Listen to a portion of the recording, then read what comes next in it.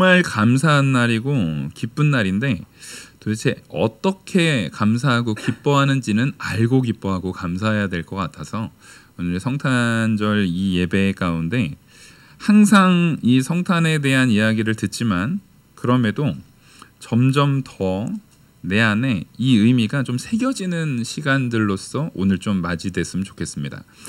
오늘 우리가 본문에서 읽었던 내용을 특별히 제가 많은 성탄절의 말씀들이 있는데 그 중에서도 누가복음을 선택한 이유는요. 오늘 우리가 주되게 붙들 것은 역사성입니다. 역사성. 이 누가복음의 누가복음의 저자인 누가는 의사이기도 하면서 역사가입니다. 의사이기도 하면서 역사가이기 때문에 누가복음의 그 기록 특징 자체가 그 역사성을 굉장히 중요하게 다루고 있어요. 그래서 역사적 사건이라든가 역사적 인물이라든가 이런 부분들을 굉장히 중요하게 다루고 있음을 우리는 알고서 이 누가복음의 본문을 봐야 합니다. 그래서 누가복음에서 예수님이 나심을 이야기할 때 누가는 가이사 아수구도, 지금 이 가이사 아수구도라는 것이 로마 초대 황제를 부르는 칭호입니다. 로마의 초대 황제를 부르는 칭호인데 그 아수구도의 원래 이름은 아우구스 옥타비누스 투리누스라고 들어보신 분들도 계실 거예요. 세계사 시간에 뭐 당연히 나오는 이름이거든요. 그러니까 이 로마 전체에 그 실제적으로 그 로마 안에 많은 그런 장군들이 있었는데 그들이 모두 다 평정되고 이 옥타비아누스 투리누스를 통해서 다 이렇게 평정이 되고 참된 평화의 시대가 오는 그 시점에 이 사람을 가이사, 그래서 이후로 로마 황제는 다 가이사라고 부릅니다. 로마 황제를 부르는 칭호가 가이사인 거예요. 그러니까 우리가 무슨 황제, 왕 이렇게 얘기하는 것처럼 그것도 다 일종의 칭호잖아요. 세종대왕도 왕이고 정조도 왕이고 이렇게 다 왕으로 말하는 것처럼 가이사는 로마의 황제를 호칭하는 그 칭호의 상징이 됩니다. 그래서 우리가 그 애굽을 이야기할 때 애굽의 바로다라고 할 때 그 바로도 파라오를 얘기하잖아요. 이집트의 모든 그 지도자를 파라오라고 얘기하고 있는 겁니다. 파라오라고. 그런 것처럼 이 가이사의 어원이 되는 것이 이 초대 황제예요. 근데 이 사람이 실제 주전 31년부터 주후 14년까지 굉장히 좀 오랫동안 통치를 했던 황제였는데 오래 살았어요. 좀 통치도 오랫동안 했는데 이 사람의 이제 호적을 딱 명령을 합니다. 이게 무슨 얘기냐면 일단 로마라는 사회, 로마라는 나라 자체는 굉장히 로마라는 도시 자체는 작잖아요. 근데 로마가 제국으로 형성이 되었기 때문에 그 제국이 각각의 분봉왕들이 있었어요. 그러니까 각각의 장군들이 그 지역마다 다스리는 곳들이 있었기 때문에 굉장히 치열하게 이 전쟁 상황이 놓여져 있는, 그리고 어려운 상황을 이 사람이 다 평정을 하고 나서 제일 먼저 한 것이 뭐냐면 호적을 조사라는 겁니다. 왜냐하면 많은 정복한 나라들이 있잖아요. 정복한 나라들이 그 정복한 그 지역의 실상황, 실제 사람이 몇 명이고 또 1년에 뭐 태어나는 현재까지 태어난 아이들이 몇 명이고 또 나이에 따라서 청년과 노년과 그런 구성 비율을 제대로 알고 있어야 그 제국을 다스릴 때 그 제국의 자원을 분배할 수가 있거든요. 그래서 그런 목적으로 이 호적을 명령을 한 겁니다. 그러니까 당연히 이 호적 명령에 대한 부분은 그 제국의 식민체제에서 식민지로서 이제 다스림을 당하는 사람들의 입장에서는 이게 사실상 좋은 게 아니에요. 아, 우리가 이제 진짜 식민지가 됐구나. 식민지가 되어서 이제 우리가 다스려지는 거구나라는 것을 아는 것이기 때문에 이 호적을 하러 가는 것 자체가 사실상은 그렇게 식민지에 있는 나라들, 특별히 이제 이스라엘 백성이겠죠. 이스라엘의 입장에서는 이게 좋은 시간들이 아닌 겁니다. 근데 그러니까 이스라엘 나라의 입장에서는 참 치욕스러운 그 시점에 그것을 위해서 베들레헴으로 이 요셉과 마리아가 그것 때문에 베들레헴으로 가고 있는 거거든요. 지금 원래 헤롯 대왕한테서 죽지 않으려고 헤롯 대왕한테서 이제 이후에 죽지 않으려고 도망을 가잖아요. 근데 원래 요셉과 마리아는 갈릴리 쪽에 살았단 말이에요. 나사렛 그쪽에 살았단 말이에요. 거기서 호적을 하러 왔다가 여기서 아이를 낳고 저기 애굽으로 도망갑니다. 하나님께서 살리게 하려고요. 헤롯 대왕이 죽이려고 하니까. 그래서 이 모든 상황들이 이스라엘에 있어서는 사실상 가장 비참하고 처참한 식민지에 놓여져 있는 그런 나라에서 호적을 해야 되는 그런 처참한 상황 가운데 오히려 하나님께서는 예수 그리스도가 그 식민지 체제 하에서 있는 호적을 하려고, 원래 베들레헴 사람이에요. 호적을 하려면 자기 원래 고향으로 가야 됩니다. 요셉이 베들레헴 사람이었기 때문에 자기 고향으로 가게 함을 통해서 이사야서에서 얘기했던 예언을 성취하십니다. 바로 예수님께서 베들레헴에서 나실 것을, 그 예언 성취를 이루신다라는 거예요.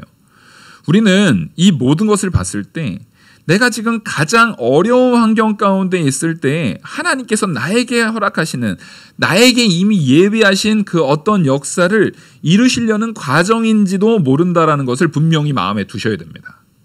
그래서 우리는 비참한 상황 가운데 놓여져 있을 때 그 비참함을 그냥 그대로 나는 왜 이래? 이러는 것이 아니라 하나님께서 나로 하여금 어떠한 영광 가운데 쓰시려고 이런 길로 이끄신가를 기도로서 찾아보는 마음의 자세가 있어야 된다는 거예요. 모든 것을 부정적으로 바라보는 것이 아니라 소망으로 바라봐야 됩니다. 약속으로 바라봐야 돼요. 하나님께서 분명히 우리에게 하신 약속은 영원한 천국에서의 소망이 분명히 확증된 사람들이에요. 우리는 다 승리한 승리자들이라는 것을 절대 잊어서는 안 됩니다.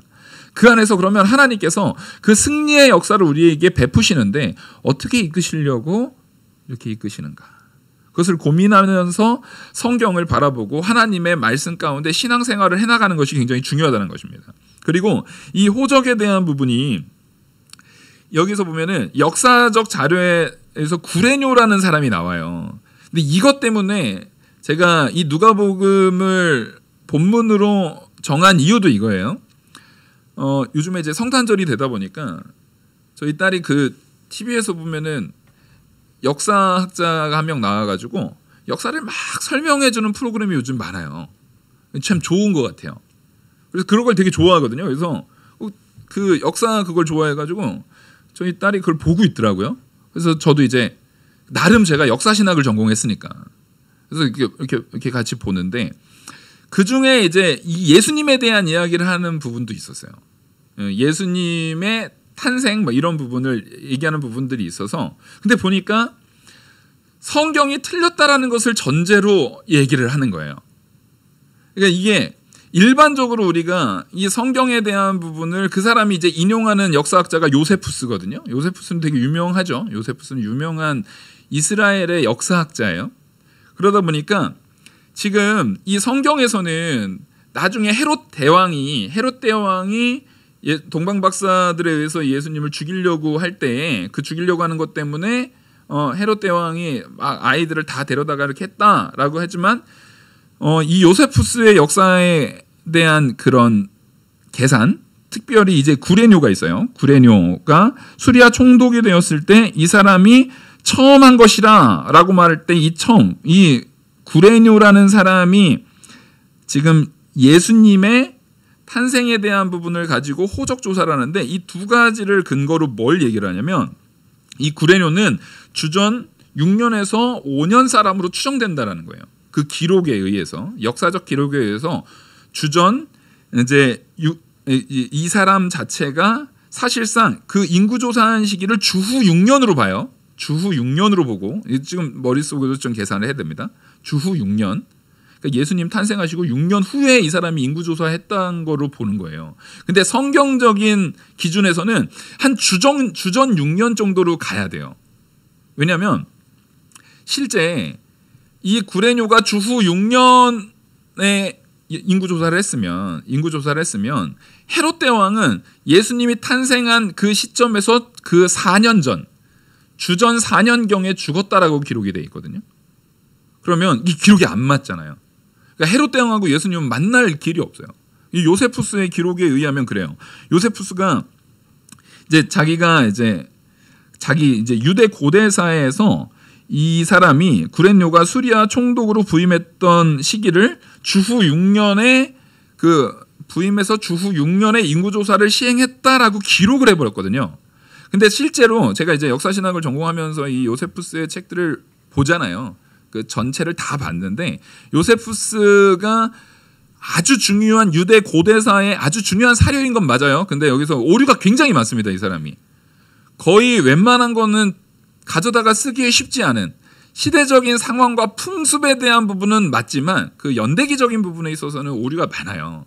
그렇다고 그것기 때문에 이것도 틀렸다라고 말하기보다는 지금 이 사람은 이 부분, 이 요세푸스의 내용과 그것에 대한 근거로 요즘 역사, 지금 방송, 특별히 방송이라든가 이런 데서 나오는 사람들이 주로 말하는 것이 성경의 기록이 오류가 있다. 이걸 자꾸 말하고 싶어 하는 거거든요.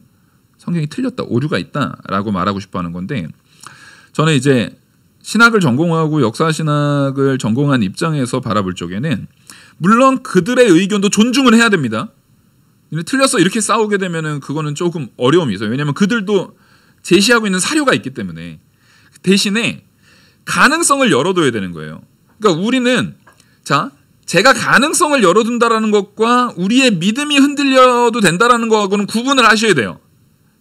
제가 믿음으로써 하나님 말씀을 믿는 입장에서 성경이 예수님께서 헤롯 대왕으로부터 환난을 당하고 이 구레뇨가 호적을 하고 그게 이 가이샤 아구스도에 의해서 되어졌다라는 것을 여러분 이 성경의 축자적 영감과 유기적 영감으로 이 사실 그대로 이루어졌다는 것을 믿으시기 바랍니다. 이건 타협의 여지가 없어요. 이건 믿으셔야 되는 거예요. 그러니까 오류가 생긴다면은 사람들이 다른 연대기에서 적용하는 부분에서 오류가 생기는 거지 성경에서 오류가 생겼다라고 보지 않는 것이 우리 신앙인의 1차적인 접근입니다. 1차적인 접근이에요. 그건 기독교인이니까 그렇지. 우리 기독교인이잖아요. 우리라도 그렇게 접근해야 되는 거예요. 근데 이것을 이제 우리가 어떤 형태로 해석상에 있어서 안 믿는 사람들이라든가 혹은 이것에 의심을 갖고 있는 성도들 안에서도 올 때에는 우리가 어떻게 그것을 바라봐야 되냐면 지금 이 예수님께서 여기에서 이 누가가 기록하고 있는 이 기록에서 이 호적은 구레뇨가 수리아 총독이 되었을 때 처음 한 것이라고 했을 때 이 구레뇨라는 이름이 중요하고 그 다음에 구레뇨가 처음 시행했다라는 것을 이야기를 합니다. 이것이 중요한데 이 처음이 프로토스라는 단어예요. 헬라어로 프로토스예요. 제 나이 또래 남자분들은 프로토스 하면 딱 게임 생각나요. 거기에서 프로토스라는 게임의 종족이 나오거든요. 그게 바로 이 단어예요. 이 헬라어 단어 프로토스를 그대로 가져온 겁니다. 그들이 처음 이 모든 우주 인류의 처음 정족이다라는 의미를 담아서 프로토스라고 해놓은 거예요. 그러니까 그 단어를 떠올리면 돼요. 근데 이 프로토스는 단지 처음이다라는 뜻만 있는 게 아니에요. 이것은 뭐뭐 전에라는 이것은 전으로 번역이 돼요. 그래서 이 인구조사는 주 6년 이전에 행해졌다라고 해석할 수 있어요. 주 6년 이전에 행해졌다라고 해석할 수 있어요. 그렇게 해석을 했을 경우에는 이 연대기에 대한 문제가 되지 않습니다.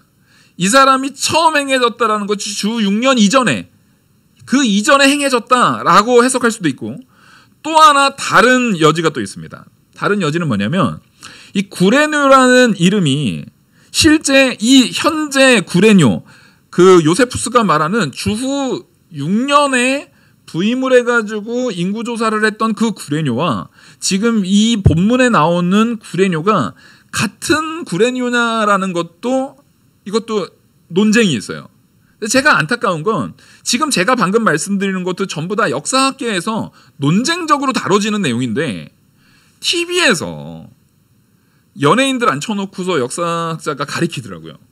그런 대중적인 그런 TV 프로그램에서 그런 논쟁적인 부분에 대한 것은 다 빼고 그것만 딱 얘기를 하니까 대번에 거기에 앉아있던 연예인이 그러더라고요. 그러면 성경이 틀렸네요?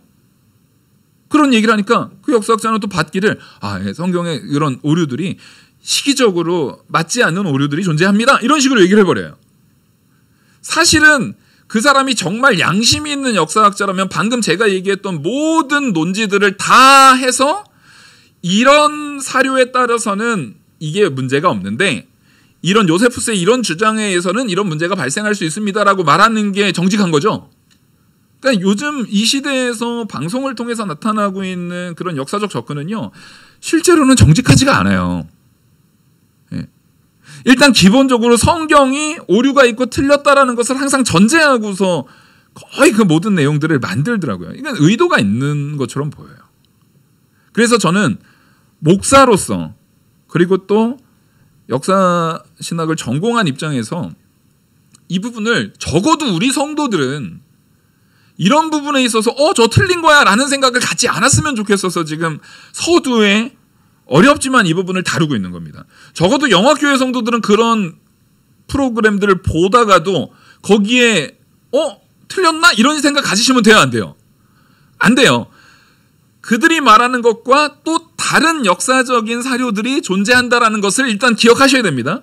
근데 그걸 다 떠나서 누가 말씀하신 게 맞아요? 지금 이거는 그거에 대해서 합리적인 사고로 우리를 변증하려고 하는 건데, 저는 1차적으로는 역사신학을 전공한 입장에서는 변증에 대한 요소를 적어도 우리 성도들은 알고 있었으면 해서 알려드렸지만, 더 본질적으로는요, 목회자로서 성도로서 우리는 따라하겠습니다. 누가복음의 말씀이 진리다. 여러분 제발 이거를 믿으셨으면 좋겠어요. 하나님께서 알려주시는 게 진리예요. 성경이 진리예요. 그 진리에서 떠나지 않으셨으면 좋겠는 거예요. 근데 이거부터 탁 말하면 우리 목사님도 맹목적이야. 덮어놓고 믿으라 그래. 이렇게 오해하실까봐 앞서 그 부분을 말한 거예요. 이 얘기는 제가 뭘 얘기하고 싶은 겁니까? 예수님의 탄생의 역사적 사실성을 우리는 믿고 있어야 된다는 거예요. 또한 지적으로도 상당 부분을 이해하고 있어야 된다는 거예요. 언제 어느 자리에서 어느 때 우리가 누군가한테 설명해야 될 기회가 올지 모릅니다. 기회입니다. 그 기회를 우리가 놓치지 않아야 돼요. 그 기회를 통해서 그 사람이 변화될지 누가 알아요? 하나님께서 그 기회를 내 자녀의 혹은 내가 사랑하는 누군가의 내 이웃의 변화의 시점으로 잡았을 줄 누가 압니까? 적어도 그 부분을 내가 말해주지, 오늘 목사님 제가 말한 거 그대로 다 설명하실 수 있으시겠어요? 적어도 그게 설명이 안 되면 우리 목사님한테 한번 물어보러 가자라고라도 해주세요. 와보라 요거라도 해주시라는 거예요. 우리 목사님이 역사 배웠대던데 와봐 한번 들어봐 이렇게라도 해야 되는 거예요. 그래서 우리는 기독교인들은 저 사람들은 와서 대화가 안 돼. 맹목적으로 덮어놓고 그런 사람들이야. 성탄절도 그거 성탄절만 딱 되면 제일 많이 나오는 얘기들이 뭔지 아세요? 그 성탄절 그거 예수님이 딱 대번에 이래요. 어떤 청년이 저한테 옛날에 이렇게 딱 묻더라고요. 목사님 예수님이 12월 25일 날 태어났어요? 딱 물어보더라고요. 이렇게 말하는 이유가 뭐냐면 걸려 넘어지게 하려는 거예요. 목사님들 중에서도 그거 잘 모르시는 분들도 있었잖아요. 과거에 많이 걸려 넘어진 부분이 그거예요. 그렇지? 라고 하면 이 목사님 아무것도 모르시네. 12월 25일은 예수님이 태어난 날짜가 아니에요. 라고 이제 그건 사실이에요. 그날은 예수님이 태어난 날짜가 아닙니다. 12월 25일 날 무슨 예수님이 태어나요? 그 날짜 아니에요. 라고 탁 공개하면서 오히려 그날은요. 그 태양절이라고 해가지고 태양신을 섬기는 그 제사를 지냈던 날이 실제 이 12월 25일 꼭 요 날은 아니지만 그 언저리였어요. 그래서 그거를 가져온 거다라고 이제 얘기하는, 그걸 가지고 성경을 오히려 비판하고 있는, 크리스마스를 비판하고 있는 사람들이 굉장히 많습니다. 근데 이거는 참 미련한 생각인 게, 실제 그 부분을 가지고 말하는 것도 맞지만 여기서 우리가 알아야 되는 것은 뭐냐면 12월 25일 날 예수님이 태어났다가 아니라 예수님의 탄생을 기념하는 날이라는 겁니다. 예수님의 탄생을 기념하는 날로서 우리는 그날을 가져오는 거예요.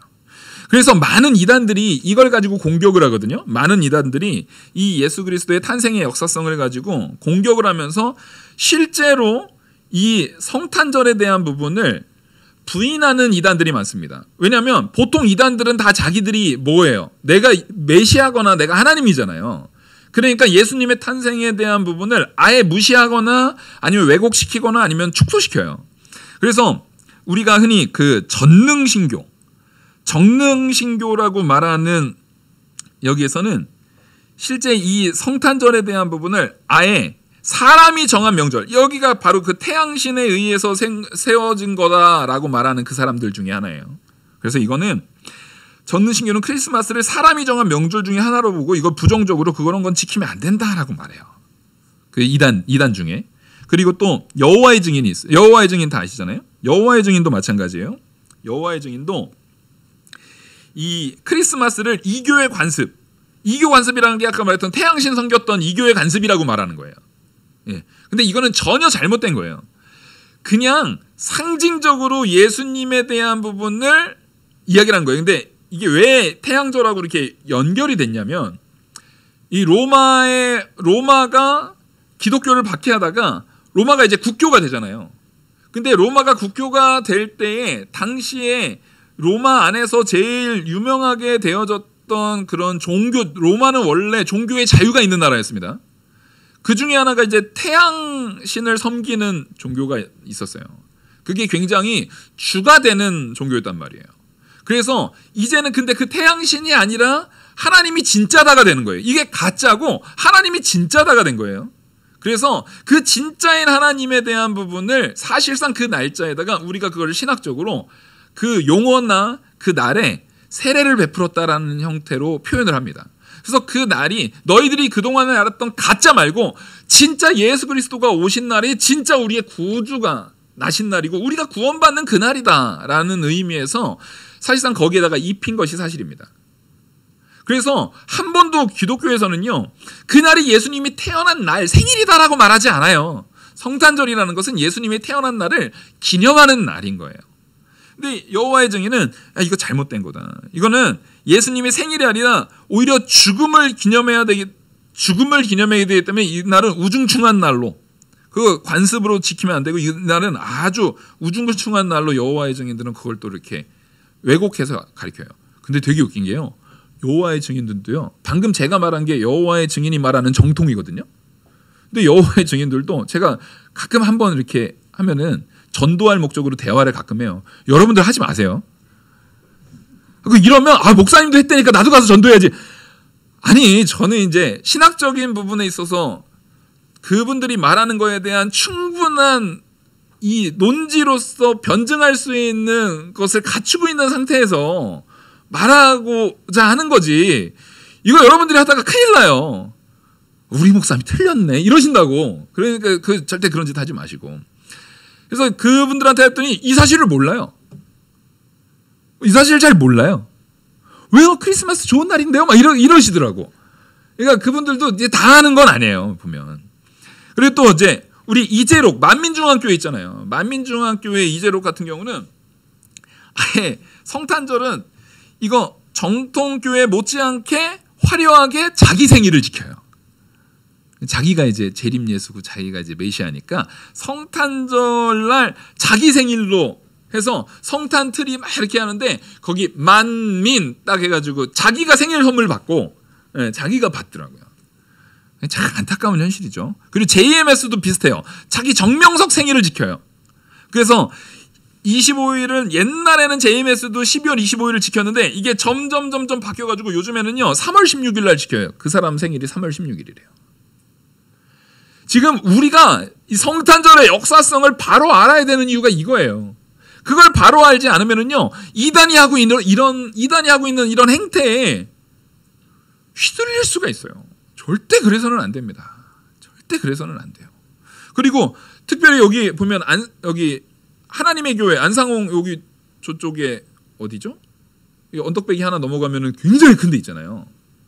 그거 볼 때마다 와, 참 이단이 저렇게 점점 커지는데 진짜 내가 목회자로서 진짜 너무 부끄럽다. 열심을 내야겠다라고 하는 자극을 주는 그 건물이에요, 거기가. 사람들이 막 그 안으로 들어갈 때마다 막 마음이 자극이 돼요. 지나갈 때마다. 근데 거기는요. 이 성탄절을 아예 지키지 않아요. 하나님의 교회는 12월 25일 성탄절을 아예 지키지 않고 크리스마스를 기념하는 것을 잘못됐다라고 말하고, 이거 아까 말했던 태양신 숭배일이다 이렇게 말하고, 여기에서는 대신에 하나님의 교회는 안상홍이 태어난 날을 기념합니다. 왜요? 안상홍이 누구예요? 하나님이니까. 근데 안상홍이 죽었잖아요. 이제 하나님 아버지가 죽어서 지금은 요즘은 누구 지키겠어요? 그러면 장길자 지키겠죠. 하나님 어머니. 요즘엔 어머니 생일 지키지 않을까 생각이 들어요. 둘 다 지키려나 모르겠어요. 근데 이런 식으로 이들은 자꾸만 역사적으로 있었던 그런 허점들을 가져다가 어떻게든 교회에서 예수님을 기념하려는 것을 자꾸만 퇴색시키려고 무지하게 노력합니다. 신천지도 마찬가지예요. 성탄절은 큰 의미 없는 날이다. 왜냐하면 오히려 성탄절은, 신천지는 이제 초림 시대가 아닌 재림 시대를 말하는 사람들이잖아요. 그러니까 초림 시대 성탄절은 별 의미 없다. 재림 예수인 지금 이만희가 있는데 성탄절은 의미를 크게 두지 않는 거예요. 네. 그리고 천부교, 우리가 흔히 박태선에 의해서 세워진 그 천부교 있잖아요. 이게 모든 이단의 거의 뿌리라고 볼 수 있거든요. 한국교회 이단의 거의 90%는 여기서 나왔습니다. 그래서 거의 비슷해요. 이 박태선이라는 사람이 그러니까 완전히 난 사람이에요, 진짜. 이 사람에 의해서 많은 이단들이, 그래서 한국교회 이단의 두 가지 주축은 이 박태선하고 우리가 그냥 통일교, 문선명, 이 두 주축에 의해서 거의 비슷비슷하게 뿌려져요. 근데 이 사람들이 공통적으로 예수 그리스도의 탄생에 대해서 부인을 해버려요. 그거에 대해서 의미를 두지 않습니다. 그래서 크리스마스는 오히려 박태선 같은 경우는, 천부교에서는요, 박태선 같은 경우는 이거는 마귀 날이라고 얘기를 해요. 네. 예수님이, 박태선은 새 하나님이고 예수님은 99%가 거짓말이라고 말해버려요. 이건 마귀의 날이다. 그러니까 이건 지키면 안 된다. 그렇게 말을 하고, 이 요즘에 이 이단 가운데 우리가 이단 오브 이단 하면은 어디입니까? 네, 통일교잖아요. 이단 오브 이단. 네. 그 통일교 같은 경우는 성탄절을 오히려 슬픈 날이라고 말해요. 네. 제가 오늘 새벽 설교에 그래서 그 얘기를 했습니다. 성탄절은요, 맞아요. 예수 그리스도께서 낮아지신 거예요. 우리 입장에서는 참 염치가 없는 날인 거예요. 맞아요. 우리의 죄 때문에 예수님이 낮아지셔서 이 땅에 오신 거거든요. 하지만 그것을 통해서 우리가 뭐 한 날이에요? 새 생명으로 구원받은 그 시작점이 되는 놀라운 은혜가 충만한 날이에요. 그러니까 이것을 슬픈 날이 아니라 우리 입장에서는 정말 기쁘고 감사하며 영광 돌리되, 그날을 나의 기쁨이 아니라 하나님께 감사하는 기쁨으로 드려야 되는 날로 지켜야 되는 게 맞아요. 근데 이 통일교 같은 경우는 아예 예수님은 메시아로 이 땅에 오셨어요. 여기까지 인정합니다. 12월 25일을 예수님이 메시아로 오신 날로는 인정을 해요. 그걸 기념해요. 하지만 그 메시아는, 통일교의 가장 큰 잘못, 그 메시아는 실패한 메시아예요. 실패한 메시아입니다. 그러다 보니까 예수님이 실패한 메시아이기 때문에 크리스마스는요, 예수님이 탄생한 이 메시아는 실패할 메시아이기 때문에 안 좋은 날인 거예요. 성공한 메시아는 누구예요? 문선명이니까. 이게 지금 이 이단들이 왜 이렇게 이런 일들을 자꾸만 말하려고 하느냐. 이단들이 자꾸만 이걸 통해서 뭘 하고 싶어 하는 거냐면, 결국에는 예수 그리스도의 탄생하심의 그 역사성을 부인하려고 하는 겁니다. 그걸 자꾸 부인하고 퇴색시키고 그것을 자꾸 없이 하려고 해요. 이것은 이단들만 그런 게 아니라 아까 방송에서도 마찬가지죠. 이 세상의 모든 방송들도요, 자꾸만 기독교에 대한 가치를 퇴색시키고 이것을 자꾸만 위축시키려고 해요. 하지만 우리는 이 모든 것들을 믿음으로 이겨내야 됩니다. 물론 내가 믿음이 자라났으면 그거에 대한 모든 가치들을 알려고 노력도 해야 돼요. 하지만 1차적으로는 제가 분명히 말씀드렸습니다. 우리가 이해했기 때문에 기독교가 맞아. 아니에요. 믿음으로 이것을 받아들이시기 바랍니다. 그게 최우선이에요. 누가 하신 말씀이니까요? 하나님이 성경에 기록한 말씀이시니까 이걸 믿는 게 우리한테는 맞아요. 그래서 이 모든 사실들을 우리가 다 알면서도 이 사실들에 대해서 많은 이단들, 이 세상의 학문들이 막 공격을 하지만, 실제 우리가 붙들어야 되는 것은 뭐냐면, 나사렛 동네에 이 베들레헴에서, 그 다윗의 동네에서 예수님이 나셨다라는 거예요. 누구의 은혜로요? 하나님의 역사하심으로, 하나님의 이끄심으로 낮은 자로 오셨다라는 거예요. 그러니까 성탄절의 참된 주인은 예수님이십니다. 성탄절은요, 내가 선물 받고 내가 케이크 먹고 내가 기쁜 날이 아니에요. 우리 가족 즐거우려고 끝나는 날이 아니에요. 참된 주인이 누구신지를 알아야 돼요. 예수님이 성탄절의 참된 주인이라는 거예요. 그래서 예수님이 없었으면 우리는 절대로 누구한테 갈 수 없어요. 하나님과 연결될 수가 없어요. 예수님께서 나와 연합되셨기 때문에, 예수님께서 나와 함께 하시기 때문에 예수님의 의의 옷을 덧입음을 통해서 이제는 우리가 죄인이 아닌 의인으로서 하나님과 다시 회복될 수 있는 거예요. 그래서 예수님께서는 이 땅에 오심을 통해서 이사야에서 얘기했고 마태복음 1장 23절에서 말했던 것처럼 누구로 오셨습니까? 임마누엘로 오셨습니다. 임마누엘의 뜻은 여러 번 들으셨죠. 제가 수요일 날도 얘기하고 말씀드렸는데, 임마누엘의 뜻은 하나님이 나와 함께 하신다는 거예요. 예수 그리스도, 그 하나님이신 예수 그리스도께서 나와 함께 하심을 통해서 지금 이 땅에 오셨다라는 거예요. 그리고 지금 우리가 알아야 되는 것이 뭐냐면, 베들레헴, 다윗의 출생지인 베들레헴에서 날 것을, 다윗의 자손에서 직접적으로 이 모든 만왕의 왕이 나실 것을 이미 미가서 5장에서 이걸 예언했어요. 미가서 5장에서 예언을 했고, 그 예언이 따르겠습니다. 하나님의 예언이 성취됐다. 예수님의 이 땅에 오심은요, 하나님의 예언의 성취인 거예요. 그래서 예언의 표적으로서 동정녀 탄생을 할 것, 그리고 많은 증거자들, 사가랴부터 해가지고 많은 증인들을 하나님께서 앞서서 많이 보여주시는 거잖아요. 이 모든 일들이 그냥 우연적으로 태어난 것이 아니라, 예수님이 태어났더니 이 사람이 보니까 괜찮은 사람이어서 이 사람이 메시아 역할을 한 것이 아니라, 이 모든 것들은 이미 창세전에 택하신 하나님의 은혜로 되어진 것이다. 그것을 믿으라는 거예요. 그래서 여기서 첫 아들, 약혼한 마리아가 이제 여기에 가서 5절 7절 보시면, 첫 아들을 낳아 강보로 쌓아 구유에 누였으니 이는 여관이 있는 곳이 없음이로라. 여기서 첫 아들이라고 말하는데, 이거는 장자로서의 의미도 얘기를 하지만 세상의 왕들의 지존자가 되게 하시는 그 시편의 약속을 다시 한번 떠오르게 하는 겁니다. 무슨 얘기냐면, 지금 예수님의 탄생의 스토리는요, 전부 다 하나님의 약속의 성취를 말하고 있는 거예요. 이사야서에서 말한 약속, 미가서에서 말한 약속, 시편에서 말한 약속이 예수님 한 분 오심을 통해서 모든 것들이 다 성취되고 있는 거예요. 그래서 우리는요, 소망의 종교입니다.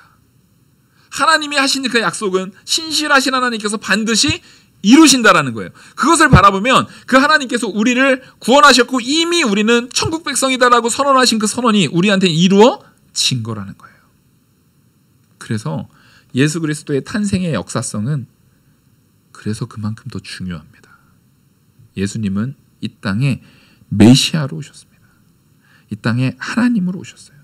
그래서 여기에서 이제 8절을 보시면, 그 지역의 목자들이 밤에 밖에서 자기 양떼를 지키더니 주의 사자가 곁에 서고 주의 영광이 그들을 두루 비추매 크게 무서워하는지라. 천사가 이르되 무서워하지 말라. 보라, 내가 온 백성에게 미칠 큰 기쁨의 좋은 소식을 너희에게 전하노라. 지금 이들에게 소식을 전하는데, 그 소식을 전하는 내용이 뭐예요? 오늘 다윗의 동네에 너희를 위하여 구주가 나셨으니 곧 그리스도 주시니라. 너희가 가서 강보에 쌓여 구유에 누워있는 아기를 보리니 이것이 너희에게 표적이라 하더라. 지금 천사가 말하는데, 천사가 이 목자들에게 말할 때 이 목자들이 니네가 가서 볼 그분이 메시아고 그분이 하나님의 아들이고 우리의 구주이신데, 그 표적이 뭐예요? 구유에 누워져 있을 거라는 거예요. 강보에 쌓여서 구유, 짐승이 밥 먹는 그 구유에 누워져 있을 거라는 거예요. 그걸 보면 그분이 메시아라는 거예요. 왜냐면 이날 태어난 아이들이 몇 명 있을 거 아니에요. 근데 그 중에서도 누구라는 겁니까? 그 구유에 강보에 쌓여서 누워 있는 자. 이제 호적을 하러 가는데 여관이 없었다고 그랬잖아요. 이 여관의 개념이요, 우리가 돈 내고 들어가는 여관이 아닙니다. 이스라엘은 언제나 이거에 익숙해져 있어요. 이게 훈련되어 있는 게 뭐냐면, 절기 때마다 이스라엘은 모든 지역에 흩어져 있던 이스라엘 백성들이 다 모여요, 안 모여요? 모이잖아요. 예? 모여요. 모이다 보면 그게 모이는 그 지역에서 그 사람들이 멀리에서 온 사람들한테 방을 내어주는 게 당연한 문화였습니다. 돈을 받고 하는 것이 아니라 이 사람들이 오면 그 방을, 자기 방을 내어주는 거예요. 자기 집에 방방들을 다 내어주는 거예요. 그래서 근데 그 방들이 다 내어줘서 차가지고 구유에 누여진 거예요. 그러니까 이거 우리가 이 구유에 누여져 있는 것이 일상적인 내용이 아닌 거예요. 아주 특별한 상황인 거예요. 그러니까 이것이 뭐가 되는 겁니까? 사인이 되는 겁니다. 표적이 되는 거예요. 이건 역시도 뭐냐면 예언적으로 보여졌던 표적과 지금 이거는 언제 바로 실제적으로 그 당시에 직접 예수님이 태어났으니까 그 표적을 보여준 거잖아요. 이 목자들에게도 그랬지만 또 누구에게요? 동방박사에게도 마찬가지죠. 별을 통해서 표적을 보여줬잖아요. 하나님의 표적은요, 야 옛날에 그랬대가 아니라는 거예요. 야, 옛날에 옛날에 그랬대. 옛날 옛저거 한 옛날에 그랬대. 그게 아니라는 거예요. 그 예언이 성취됐고 지금 이 시대를, 그걸 우리가 1차 청자라고 말하거든요. 이 기록을 적을 때 그 당시에 읽었던 그 사람들에게도 하나님께서 표적으로서 실제로 보여주셨다는 거예요. 그래서 제가 오늘은 여러 성탄절, 우리가 내년에도 성탄절이 있을 거고 내후년에도 성탄절이 있을 거고 성탄절은 계속 있지만 2022년도의 성탄절의 핵심은요, 다시 한번 따라하겠습니다. 예수님의 탄생의 역사성을 새기자. 여러분 이거를 새기셔야 돼요. 이거를 새기셔야 돼요. 그래서 예수님의 탄생한 날은 그때 당시에 살았던 그 현실, 그 시대에 현재 살고 있던 사람들에게도 사인으로서, 표적으로서 보여줬다라는 거예요. 그래서 그렇게 얘기를 할 때 여기에서 말하는 오늘, 바로 하나님의 구원이 바로 오늘 선포됐다, 오늘 이르렀다, 지금 이 순간에 이르렀다라는 것을 강조하려고 누가는요, 역사가인 누가는요, 오늘이라는 단어를 일부러 적은 거예요. 오늘이라는 단어를 의도를 가지고 적은 거예요. 그리고 이 구주라는 것은 하나님을 가리키잖아요. 지금 이 구주라는 단어를 잘 집중하셔야 돼요. 오늘 여기에 줄을 치시고요. 11절에 구주, 줄을 치세요. 11절에 구주의 줄을 치시고 거기 밑에다가요 1장 47절을 적어 놓으세요. 11절에 구주를 줄을 치시고요 1장 47절, 여러분들이 성경 읽을 때 도움되라고 하는 거예요. 그러면 1장 47절을 당연히 보셔야겠죠. 1장 47절에 구주는 또 줄을 치시고 1장 47절에 하나님 내 구주를 기뻐하였음은 해서 그 구주를 줄을 치시고 당연히 그 구주에는 뭐를 적어야 돼요? 2장 11절을 적어야겠죠. 이 두 개를 연결시켜서 교차적으로 보라는 얘기입니다. 왜요? 누가 보더라도 분명하게 1장 47절의 구주는 누구 얘기하고 있는 거예요? 하나님 아버지 얘기하고 있는 거잖아요. 근데 지금 2장 11절의 구주는 누구 얘기하고 있는 거예요? 예수님 얘기하고 있는 거잖아요. 지금 당랑 한 장 차이, 몇 절 안 되는 그 차이 속에서 구주 똑같은 단어를 똑같은 용례에서 우리를 구원하실 분으로서 사용했는데 그 사용에 앞에 1장 47절은 하나님이고 뒤에 2장 11절은 예수 그리스도예요. 그럼 이건 뭘 얘기하는 걸까요? 따라하겠습니다. 예수님이 하나님이시다. 아멘? 지금 이걸 얘기하고 있는 거예요. 예수님은 이 땅에요, 임마누엘로 오신 거예요. 하나님이 나와 함께 계시다라는 거예요. 그 임마누엘이 그래서 중요한 겁니다. 하나님이 나와 함께 계시는데 그 하나님이 누구예요? 예수 그리스도가 하나님으로서 나와 함께 계시다라는 거예요. 그래서 예수님이 우리의 구주가 되셔서, 우리와 연합되신 하나님이 되셔서 우리 안에 함께 계시는 겁니다. 지금 이걸 그래서 일부러 의도를 가지고 이 누가는요, 구주를 1장 47절의 구주, 하나님으로서의 구주와 2장 11절의 예수 그리스도의 구주를 연달아 적으면서 이 구주는 예수 그리스도가 삼위일체 하나님이심을 시사하고 있는 거예요. 아주 강력하게. 성도가 이 정도의 연결성은 알고 있어야 됩니다. 적어도 성탄의 의미를 가지고 있을 때. 그래서 예수님께서 이 땅에 오신 거는요, 하나님으로서 오신 거예요. 누구를 구원하려고요? 우리를 구원하려고요. 그러니까 우리의 구원은 사람으로서는 돼요, 안 돼요? 사람으로서는 안 돼요. 하나님이 오셔서 나와 연합하셔야만 되는 거예요. 그래서 우리는 전적으로 은혜로 구원받은 겁니다. 전적으로 하나님 앞에 감사하는 구원, 그게 바로 예수 그리스도의 탄생하심의 의의입니다. 예수님의 탄생하심의 참된 가치예요. 그걸 우리는 믿고 붙들고 있어야 된다는 것입니다. 그리고 여기에서 이제 이 메시아로서 왔는데 그리스도시다라는 말을 하잖아요. 예수 그리스도는 그렇게 하나님으로 오셨는데, 하나님으로 오신 예수 그리스도가 무슨 역할로요? 왕이고 제사장이고 선지자의 역할을 가지고 우리를 통치하실 뿐만 아니라 스스로 말씀을, 하나님의 말씀을 온전히 선포하고 순종을 온전히 함을 통해서 스스로 제물이 되는 제사장으로서, 왕, 선지자, 제사장의 역할로서 우리를 구원하시는 구원의 사역을 완성하셨다라는 거예요. 그걸 완성하시려고 이 땅의 낮은 자리로 하나님이신 예수 그리스도께서 오셨다라는 겁니다.